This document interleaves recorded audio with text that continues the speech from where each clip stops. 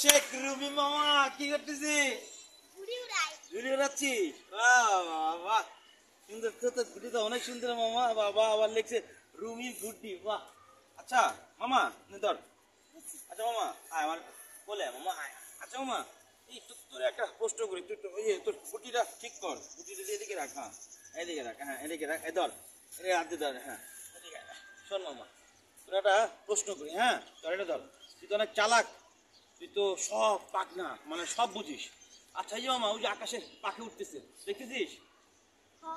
আচ্ছা মামা এই যে এই শীতকালে এই অতিথি পাখিরা আমাদের বাংলাদেশে আসে কেন বল?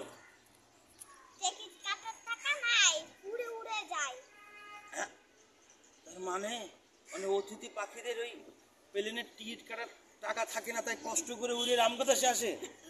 ওরে বাবা রে, তোর বুদ্ধি রে মামা রে, এত বুদ্ধিটা কেমনে ঘুমাইস মামা রে? কত এত পাক না তুই।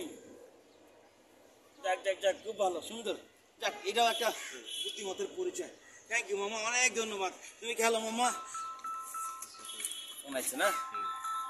আচ্ছা আচ্ছা গুড, সুন্দর হয়েছে। আমি বাকি